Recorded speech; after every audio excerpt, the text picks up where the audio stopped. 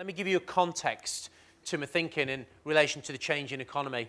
I don't mean the changing economy in terms of the financial dynamics of what happens. I mean in relation to the customer. So the 70s in St. Helens, for me, when I was born, was all about the industrial economy. And that was the effective production of products and services. So it was Pilkington's glass, it was the BICC, it was the coal mines.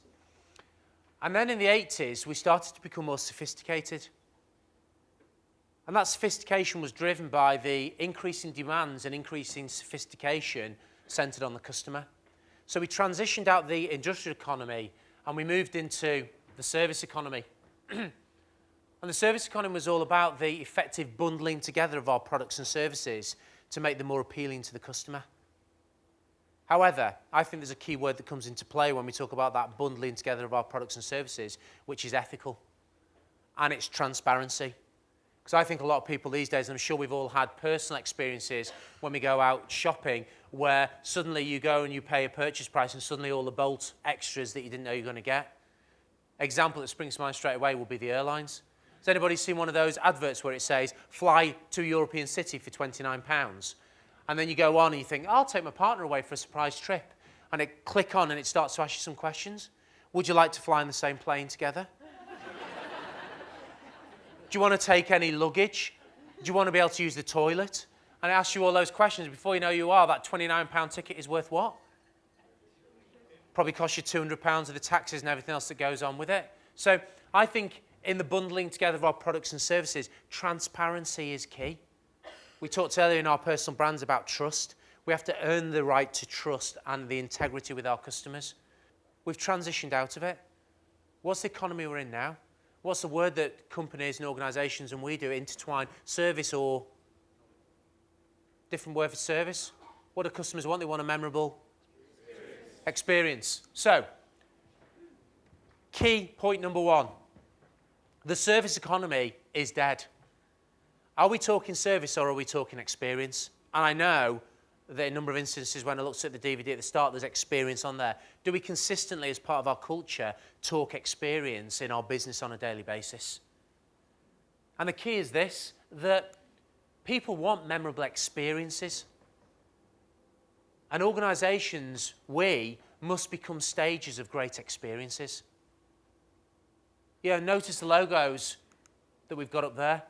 I put us in that category. Are we a stager of great experiences? And the point there, the great news, because where's the bar set in the UK, generally across the marketplace, when we think about the quality of the customer experience? 6 foot, isn't it? It's low. 2 foot, maybe, in some instances. So the great news is this, that our opportunity to put clear blue water between us and our competition. Yes, we've got to have a great proposition, we've got to have great venues, we've got to have a great product service offering. It's the wrapping that goes around that which is our key differentiator. Because the key is this, we can come up with a new product, we can come up with a new innovation, people will copy it, and they'll copy it fast. Look at Apple with the iPad. They brought out the iPad, great new innovation. At Christmas this year, there was a $29 iPad coming out of China. So our differentiator in the marketplace is not just about the product innovation. It's about the wrapping that goes around it, which is the customer experience. And the great news is, here's the real opportunity to put clear blue water between us and our competition. So, question that springs to mind off the back of that is, what's the difference between a service versus an experience? Service can be quite transactional, can't it? Whereas the experience is more relational. So our experience makes us think 5-dimensionally across every single touch point that we have with the customer. Whether it's their engagement with Ticket Factory to buy the ticket, whether it's following up the tickets arriving through the doorpost on the mat, whether it's then how they come to one of our arenas and how the security guard engages and directs them to the car park, the signage of how they get from the car park to the arena, how well they're greeted in the arena where they know where to go, every single touch point along our customer experience. And we can go through any of our businesses and look at the touch points across our entire experience.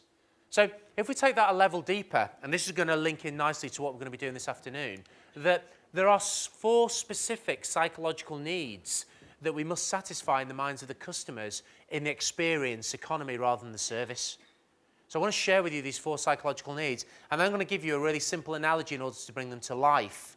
but then we'll talk about them in the context of our businesses. So what are the 4 psychological needs? The first is what I call tangible needs. The second is the informational needs of the customer. The third, intangible needs. And then the final need links into affiliation. So let's look at a really practical, simple example in order to bring these to life. Has anybody got a favourite restaurant that they go to? Anybody got a favourite restaurant that they frequent? Okay, what kind of restaurant is it?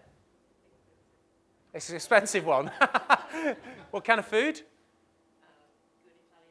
Good Italian food, fantastic. So, Restaurant Italiano, wasn't it? I love it works when it works like that.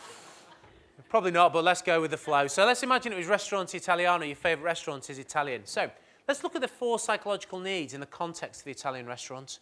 So let's start with the tangible needs. What's the tangible needs? Food, isn't it? Food. Now, herein lies the challenge. Because if you go on Google and you search a 3-mile radius of Restaurant Italiano, there's 74 other restaurants. There's 5 other Italians, there's Indian, there's Chinese, there's French, there's pubs. There's 74 other restaurants. So the food is not enough to be the differentiator, the tangible need, the product or service. We've got to go deeper in the customer experience than just the tangible need. So let's go to the next level. What's the informational needs? Pardon? It's Italian. Location. Say again? Tables. The menus, the price. Let's imagine that you go in on Friday night with your partner. You sit down at the table, the waiter brings the menus across. You order your food. And then you sat there having a glass of wine talking about the week and what's happened. And the waiter walks past your table with this fresh bowl of linguine pasta with this lobster sat on top in a lovely tomato and garlic sauce. And as it goes past the table, you can smell the herbs and the garlic. You turn to your partner and you say, that looks fantastic. You go, I didn't see that on the menu. Then after a few minutes, you call over the waiter and you say, excuse me, that dish that's just gone on the table next to me, so it's even worse because it's on the table next to you, that dish on the table, what was that? And he shares that it's the linguine pasta on the fresh lobster on the linguine pasta. He turns to him and says, excuse me, I didn't see that on the menu. And the waiter goes, there's your mistake. That wasn't on the menu, that's on the specials board. How are you feeling at this point? Gutted. And you know, you have your favourite pasta dish that you have every time you go in that Italian restaurant.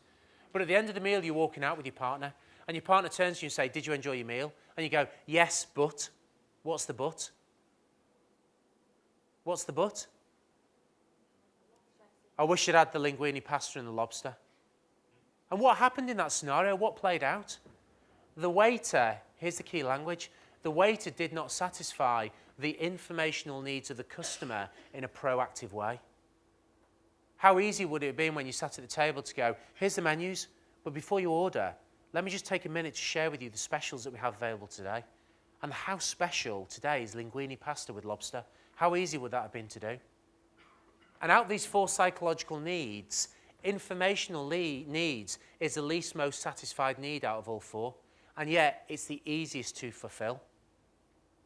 So one of my questions for us to think about is that when we go back to our business, do we interrogate across our whole end-to-end customer experience, how good are we at satisfying the informational needs of the customer in a proactive way? And again, I'll give you a really simple example to bring this to life. We did some major work with a lawyer firm in London. And the lawyers have brought us in because their customer complaints have gone through the roof. And one of their rationale and thinking for this was that their front of house people weren't dealing with the calls effectively. So one of our team spent a week sat with the front of house customer people. And on the Friday, they went back to the senior sponsoring partner and said, congratulations. I want to congratulate you on how good your front of house people are. And the partner looked really confused. And our consultant said to him, they engage with customers in a professional way, they're courteous, they deal with calls, they put them through. The problem in this practice is absolutely nothing to do with the quality of your front of house people. It's everything to do with the volume of calls that are coming through to this practice. And what was fascinating was when you studied the calls coming through and looked at the quality of the calls, over 80% of the calls were customers phoning up saying, can I speak to the partner because they were going to send me some information that hasn't come through? Can I speak to the partner because I want to know what's happening with my house purchase? Can I speak to the partner because I want to know what's happening with this piece of documentation? And what was happening was the business was not satisfying the proactive needs of the customer. And therefore, what was happening? Volume of calls coming in. So, question is that when we go back to our businesses, if the phone's ringing or customers are phoning up and saying, somebody was going to call me back, however, and I need to know what's happening with this, there should be that alarm bell that rings in our heads that says, are we satisfying the informational needs of our customers? And how are we doing that in a proactive way? What's the third? Intangible needs. What's intangible needs? What? Pardon? Feelings. So you walk in on the Friday, you haven't been to the restaurant for about a month, and you walk in and the waiter sees you straight away, and he comes over, and he greets you by name, and he greets your partner by name as well. And then he says, it must be about 4 weeks since you've been in, how are you? How are you feeling at this point? Special. And then the waiter says to you, the table that you normally have over in the corner, the couple are just finishing, they've paid the bill, they're just finishing off the coffee. Why don't you go through to the bar and we'll call you in 5 minutes and we'll take you to your favourite table? Would you like your favourite drink? It's Peroni, isn't it? And would you like your gin and tonic? How are you feeling at this point? Simple thing, they remembered your favourite drinks. And then the chef comes out partway through your meal and they come over and he talks to you about how you're enjoying the food. And then at the end of the meal, the waiter comes over and says, how are you getting home? They say, oh, could you order a taxi for me? And the waiter goes, no problem, we'll get our chauffeur to take you back. And guess what? That's what happens at Ristorante Italiano. If you live within a 10-mile radius, they will pick you up and drop you off afterwards. Now, is that a wow in the customer experience? Does it cost them a lot of money to do it? Not a huge amount in the context of the overall experience. Do people talk about it? You bet they do. So, intangible needs. They may forget what you said.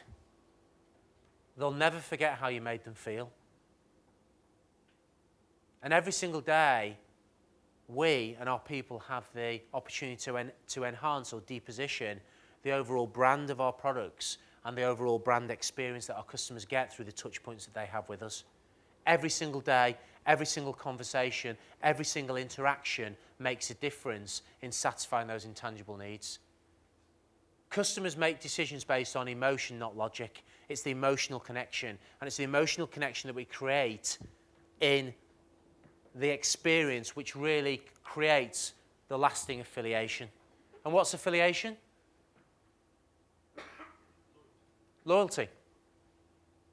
And imagine you went to the restaurant on the Friday. On the Monday, you sat at your computer and you click on an email from one of your friends. And the email says, I'm racking my brains trying to think about where to take my family this weekend. They're coming down and I'm thinking about a good restaurant to take them for dinner. Do you know anywhere? What's the immediate thing that pops into your head? You type an email back. Do you like Italian food? Question mark. If you do, I know a great restaurant called Ristorante Italiano. If you call and use my name, you'll make sure you get a great table in the house. And that is all about affiliation. So when we satisfy the tangible needs of the customer, when we satisfy their informational needs in a proactive way, when we get that emotional connection through the intangible needs, then we create lasting affiliation. And our customers become what I call our sales force. And the best advocates that we can have in the marketplace are our customers who are out there as our sales force every single day, talking up the experience that they had, whether it's through Ticket Factory, whether it's through our catering business, whether it's through any of our arenas. They're talking up the experience. They become our sales force. So the one thing I'd urge you to do is when you go back to your business is to go back and walk through your business through the customer's eyes. And imagine next Tuesday is the first day you've ever worked in the NEC group. And that you come in with a fresh perspective and a fresh set of eyes. And go through and walk through your business wearing your customer lenses, thinking about how do I satisfy the tangible needs? How do I satisfy the informational needs? How are we satisfying the intangible needs? And how are we satisfying the affiliation needs of your customers?